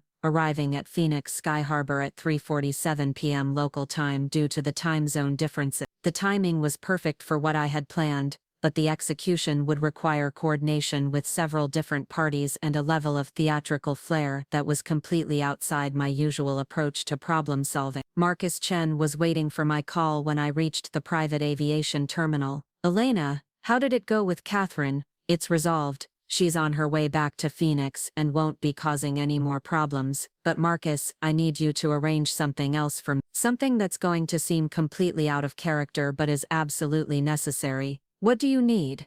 I need you to contact David Martinez and tell him that I'll be arriving at Phoenix Sky Harbor tomorrow afternoon. I need him to be at the airport, but I don't want him to know exactly when or how I'm arriving. Elena, are you sure about this? After everything that's happened, why would you want to see David at the airport? Because our relationship began with him leaving me stranded at an airport, and I want it to end with me arriving there in a way that makes it very clear how completely our situations have reversed. Marcus, I need David to see what I've become, and understand that the woman he abandoned was capable of building something far greater than anything he ever imagined. What exactly are you planning? I'm planning to arrive at Phoenix Sky Harbor in a way that will leave absolutely no doubt about who has the power in this relationship. Can you arrange for news crews to be there? I want this to be public. Marcus was quiet for several seconds. Elena, are you talking about some kind of public humiliation? Because that doesn't seem like something the Elena Rodriguez I know would do. I'm not talking about humiliation, Marcus. I'm talking about demonstration. David Martinez needs to understand that the woman he treated as disposable has become someone he should have treasured. And I need to understand that myself. All right, Marcus said finally. I'll make the arrangements. But Elena, I hope you know what you're doing. I know exactly what I'm doing. For the first time in my life, I'm going to make a gesture that's purely about power and confidence, rather than strategy and planning. I'm going to show David Martinez what he lost when he chose to abandon me for someone who abandoned him the moment his credit card stopped working. The return flight to Phoenix was unlike any travel experience I had ever had. Instead of focusing on business planning or strategic thinking, I spent the 11 hours preparing for what would essentially be a performance designed to demonstrate the complete reversal of power between David and myself. The flight attendant helped me select the perfect outfit for the arrival, a tailored navy suit that projected authority and success, complemented by jewelry that was expensive enough to make a statement, but not so ostentatious as to seem crude. The goal was to look like exactly what I had become, a woman who had built enormous wealth and power through intelligence and determination. As the Gulfstream began its descent into Phoenix Sky Harbor, I found myself thinking about the last time I had been at this airport, sitting in a departure lounge with a canceled credit card and a broken heart. That woman had been dependent on David Martinez for her financial security and social standing. The woman who was about to step off this private jet owned assets worth more than the Martinez family had ever possessed. The touchdown was smooth and precise, and the taxi to the private aviation terminal was completed with the kind of efficiency that unlimited resources could provide. As the engines wound down and the cabin door opened, I could see David Martinez standing on the tarmac, flanked by news crews and photographers that Marcus had arranged. David's expression was a mixture of confusion, amazement, and something that might have been genuine admiration. He was staring at the Gulfstream G650 as if he couldn't quite believe that his former wife was emerging from an aircraft that cost more than most people's houses. As I descended the aircraft steps, I could see the cameras capturing every moment of what was clearly being framed as a dramatic reversal of fortune. The woman who had once been stranded at this airport was now arriving in the kind of luxury that David Martinez had never been able to afford even during his family's most prosperous years. But the real satisfaction came not from the cameras or the obvious demonstration of wealth, but from the look in David's eyes as he realized that Elena Rodriguez had become someone he had never imagined she could be. The woman he had abandoned was now someone who could have bought and sold his family's entire empire without affecting her cash flow. "Hello, David," I said as I approached him across the tarmac. "I believe you wanted to talk." David's face had gone through several shades of pale during the 30 seconds it took me to walk from the aircraft steps to where he stood frozen on the tarmac. The man who had once commanded boardrooms and million-dollar development deals now looked like he was struggling to process the reality of what he was witnessing. "Helena," he said, his voice barely audible over the whine of the jet engines cooling down behind me. "I knew you were successful, but this—" He gestured helplessly at the Gulfstream. "This is beyond anything I imagined." The news crews were capturing every moment of our interaction, and I could see the photographers positioning themselves to get the best shots of what was clearly being framed as a dramatic story of corporate success and personal transformation. The woman who had once been powerless was now arriving in the kind of luxury that represented the absolute pinnacle of business achievement. "David, you said you wanted to discuss working for the Rodriguez Foundation," I said, keeping my voice steady and professional despite the emotional significance of this moment. "I've given it considerable thought, and I believe we can arrange something that would be mutually beneficial." David nodded eagerly, apparently grateful that I was treating this as a business conversation rather than a personal reckoning. "Helena, I want you to know that I understand how completely I misjudged you. When we were married, I thought I was the one with vision and ambition. I see now that I was just someone who inherited advantages and assumed that made me superior to people who had to build their own success. The question isn't whether you misjudged me, Dave. The question is whether you've learned enough from your mistakes to contribute something valuable to work that's bigger than personal ambition or family legacy." I gestured toward the black SUV that was waiting to transport us away from the airport. "Let's continue this conversation somewhere more private. I have a proposition that might interest you." The drive to the Rodriguez Holdings headquarters took 45 minutes, during which David peppered me with questions about my business empire and the foundation's work. His curiosity seemed genuine rather than calculating, and I found myself cautiously optimistic that his transformation might be more than just a desperate attempt to find employment. "The new Phoenix initiative has created over 2,000 jobs in the last 18 months, I explained as we toured the neighborhoods where our housing developments were taking shape. "But the real measure of success is the families who now have stable housing, and the small businesses that have been able to establish themselves in these communities." David was quiet as we drove past construction sites and community centers, apparently trying to reconcile the scope of what I had accomplished with his memories of the woman he had married. The Elena Rodriguez he remembered had been intelligent and hardworking, but she had also been constrained by limited resources and social expectations. The Elena Rodriguez sitting next to him in the SUV had transcended those limitations entirely. "You've built something that will last," he said finally. "My family's business was always about maximizing short-term profits and maintaining social status. What you've created actually improves people's lives. That's the difference between building wealth and building value."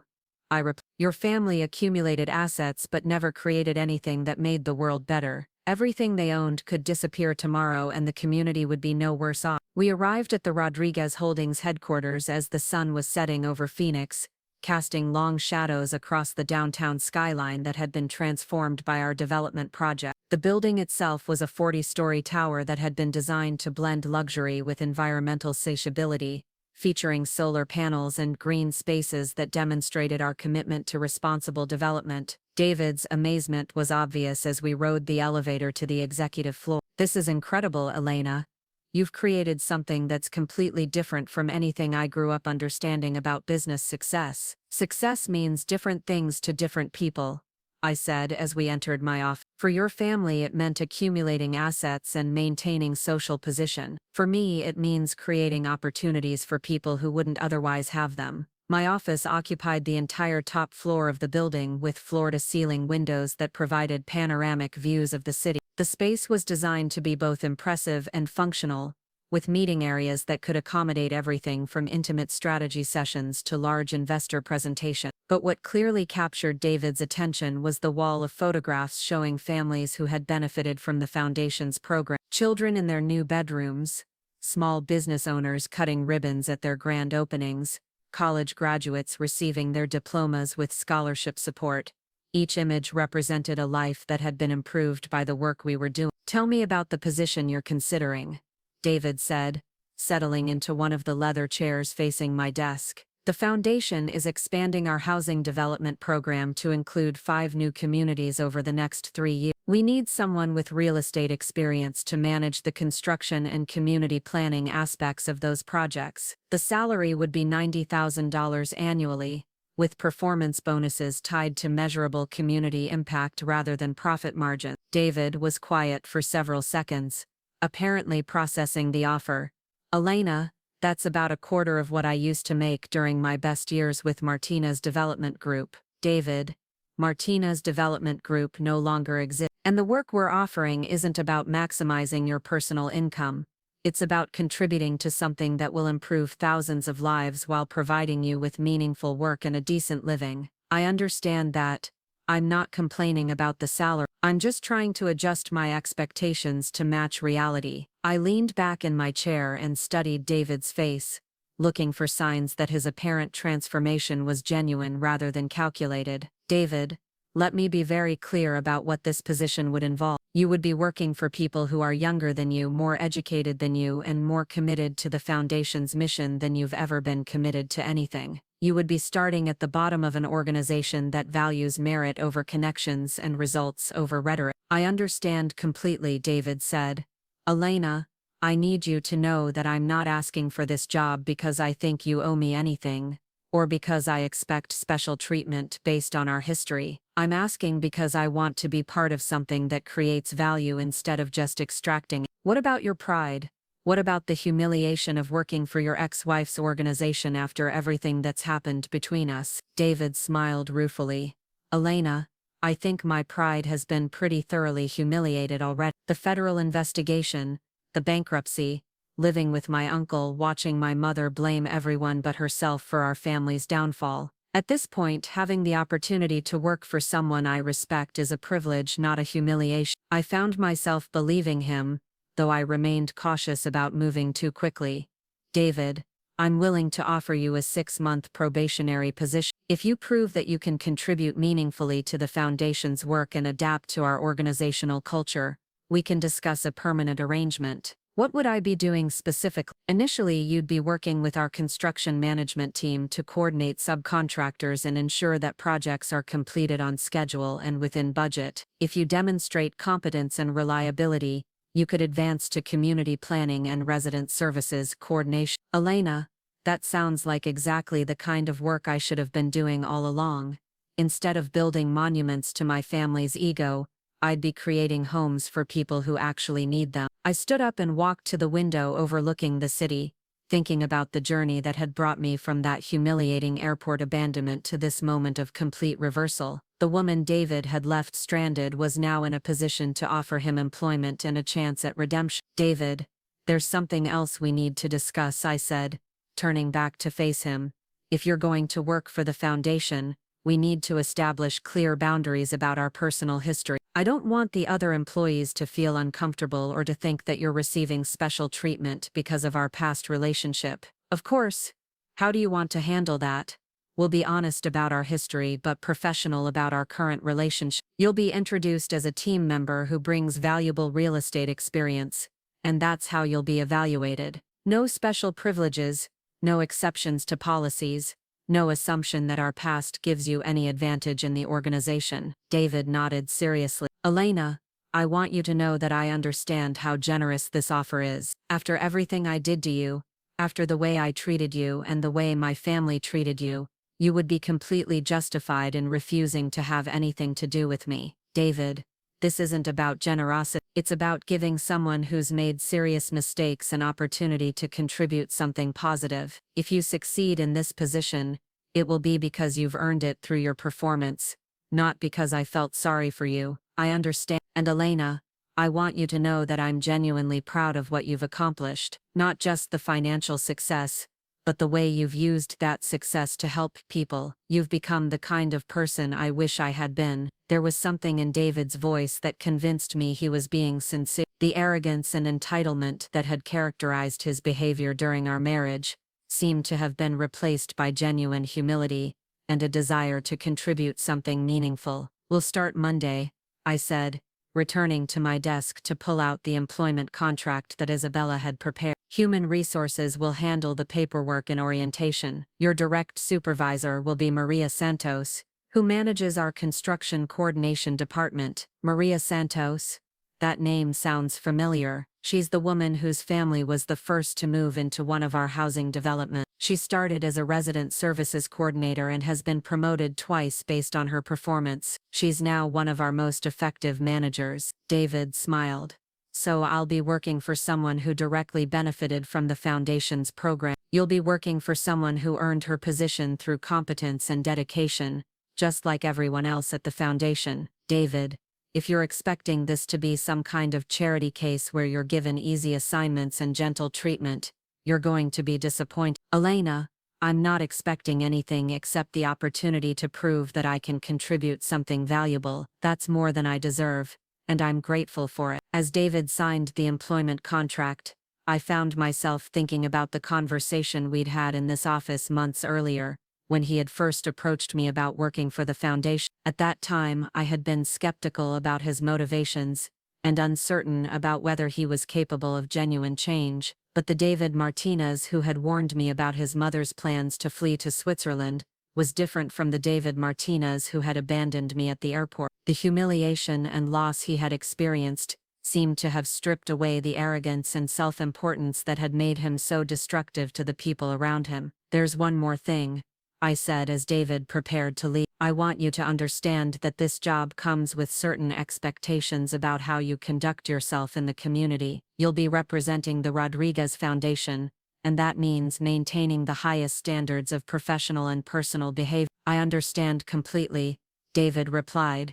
"Elena, I want you to know that I consider this a second chance that I don't deserve, but that I'm determined to earn." After David left, I remained in my office for another hour, looking out at the city lights and reflecting on the extraordinary journey that had brought me to this point. The scared young woman who had once sought Catherine Martinez's approval had become someone who could offer employment to the son who had once treated her as disposable. But more importantly, the Foundation's work was expanding and improving lives throughout Phoenix and beyond. The Rodriguez Foundation had become a model for how wealthy individuals and organizations could use their resources to create lasting positive change, rather than simply accumulating more wealth. Over the following months, David's performance exceeded my cautious expectation. He threw himself into the work with an intensity and dedication that surprised even his skeptical supervisors. Maria Santos reported that he was reliable, hard-working, and genuinely committed to the Foundation's mission. More significantly,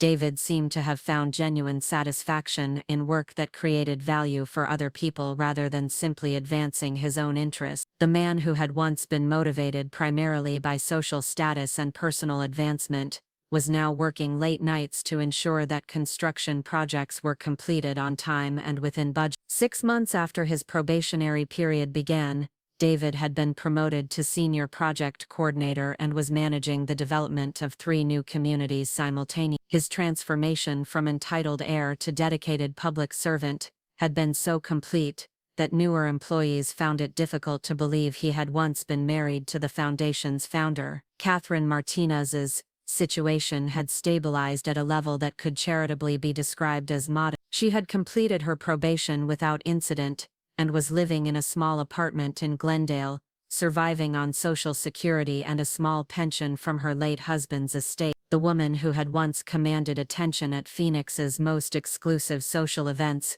was now largely forgotten by the community she had once dominated. I occasionally received updates about Catherine's activities through the social services network that connected to some of our Foundation programs. She had apparently attempted to volunteer at several charitable organizations, but had been politely declined due to her criminal history and reputation for difficult behavior. Her isolation was complete, but largely self-imposed, the result of burning bridges with almost everyone who had once been part of her social circle. The most satisfying development was the continued expansion of the Foundation's impact. We had grown from a small organization focused on housing development to a comprehensive social services network that included education, healthcare, legal aid, and economic development programs. The Rodriguez Foundation was now one of the largest employers in Phoenix, and had become a model for sustainable philanthropy that other cities were attempting to replicate. The annual Foundation Gala had become one of Phoenix's premier social events, but unlike the exclusive affairs that Catherine had once hosted,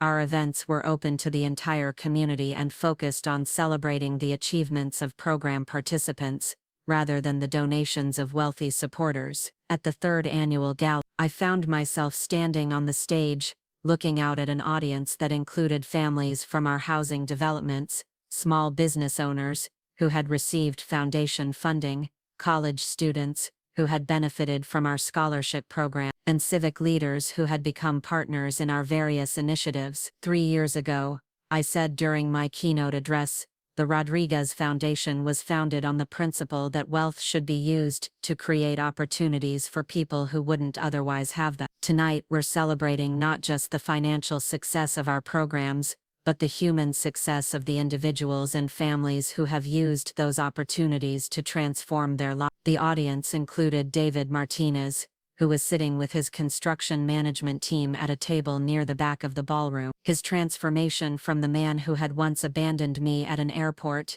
to someone who had found genuine purpose in serving others had been so complete that I sometimes had difficulty reconciling the two versions of him. During the reception following my speech, David approached me with an expression that mixed professional respect with something that might have been personal gratitude. "Alina, I wanted to thank you for giving me the opportunity to be part of something this meaningful," he said. "Working for the Foundation has taught me what it means to build something that actually matters. David, you've earned your place here through your own efforts. The Foundation's success is partly due to the work you've contributed. I know you didn't hire me because you thought I deserved a second chance. You hired me because you thought I might be able to contribute something valuable. I hope I've proven that your assessment was correct." Looking at David Martinez 3 years after our divorce was finalized, I realized that he had become someone I could genuinely respect. The arrogance and entitlement that had made him so destructive during our marriage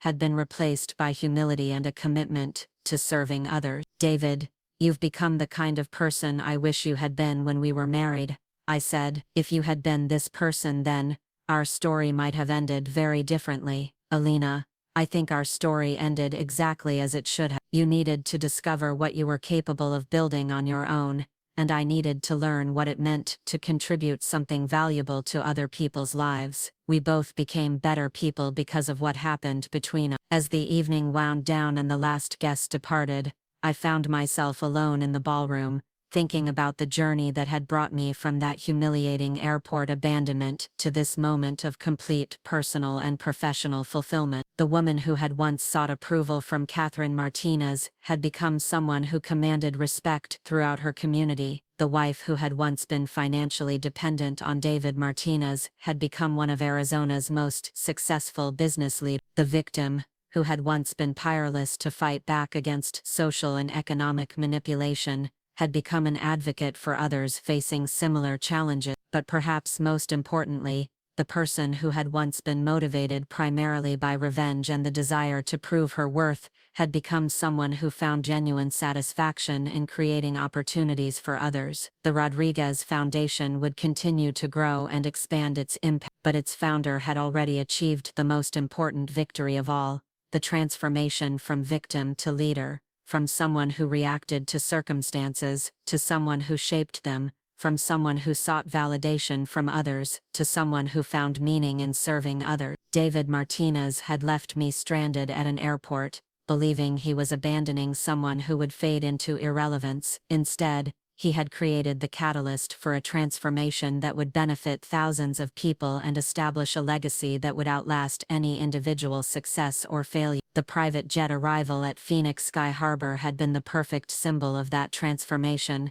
demonstrating that the woman he had dismissed as disposable had become someone he could never have imagined. But the real victory was not the demonstration of wealth and power, but the use of that wealth and power to create lasting positive change. As I walked through the empty ballroom toward the exit, I felt a sense of completion that had nothing to do with revenge and everything to do with purpose. The war that had begun with Catherine's cruel dismissal and David's betrayal had ended not with their destruction, but with their irrelevance. I had moved so far beyond the need for their approval or the desire for their punishment that they had simply ceased to matter. The Rodriguez Foundation would continue its work, David Martinez would continue his journey toward redemption, and Catherine Martinez would continue her isolation. But Elena Rodriguez would continue building something that would outlast all of them, something that would transform lives and communities for generations to come. The woman who had once been told she didn't deserve a cent had become someone who understood that true wealth meant having the power to ensure that others would never face the same dismissal and humiliation she had endured, and that was worth more than all the revenge in the world. Up next, you've got 2 more standout stories right on your screen. If this one hit the mark, you won't want to pass these up. Just click and check them out.